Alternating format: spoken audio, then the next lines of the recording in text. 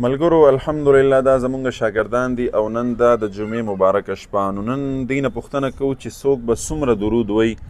یو یو نه مو په نمبر تپوس کوو هلکه تسبیح خو ټولو سره شته که نه لږ یې راوباسئ زمونږ دې ملګرو ته یې وښایئ شابس ملګرو نن سبا د بوډاګانو د جیبونو نه تسبیح غیبي شوي دي تښتېدلي دي او الحمدلله زمونږ د دې وړو شاګردانو ټولو سره چې دی تسبیح موجود دي مسواکونه هم شته سره که نه ما ته یې لږ وښایئ شابس مسواکونه ورته وښایئ شابس وایي ماشاءالله ټولو سره دي ښه شابس مسواکونه ورته وښایئ الحمدلله ثم الحمدلله دا زمونږ د دې ښکلو شاګردانو الحمدلله تربیت دی چې دلته دوی سره مسواکونه هم شته دی دوی سره تسبیح هم شته په سر ټوپۍ سپین لباس سپین رومال دا د دوی سره موجود دی او دا ماشاءالله دا وګورئ دا پکې کم ډیزاین تسبیح دي نو خوځه ښې دي ماشاءالله ښه دا راته ووایي نن د جمعې شپه ده د دې د درود شریف فضیلتونه خو ما تاسو څه ویلي هم دي خو دا راته ووایي چې نن شپه به څوک څومره درود وایي کاشف به څومره درود به وایي دا راته ووایه کاشف 500 ډېر کم دی زیات به څوک ووایي دنه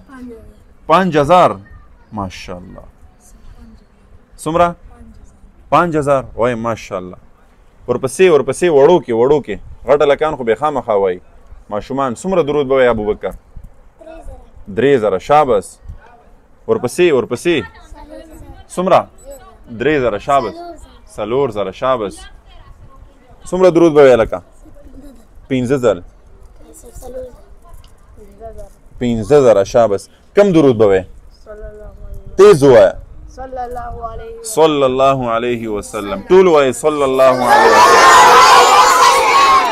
ښه ګورئ تاسو حدیث ویلی دی څوک به ماته ووایي د درود شریف باره کې حدیث څوک به ووایي ووایه شابس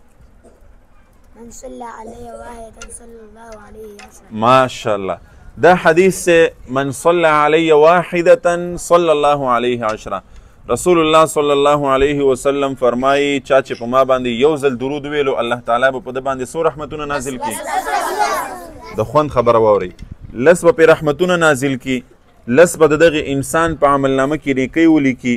او لس به درجې بلندې کړي او لس به ورته ګناهونه معاف کړي سبحان الله ووایئ که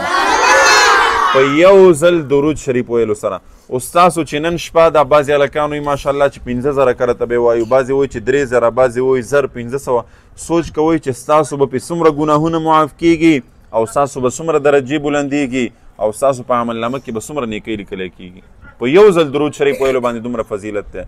نو ټول به خپل هم د دې اهتمام کوو نن د جمعې شپه ده او خپل کور والو ته به م وایو او لاره کې یار دوست سره میلاویږي ورته یاره نن د جمعې شپه ده نن به درود وایو نو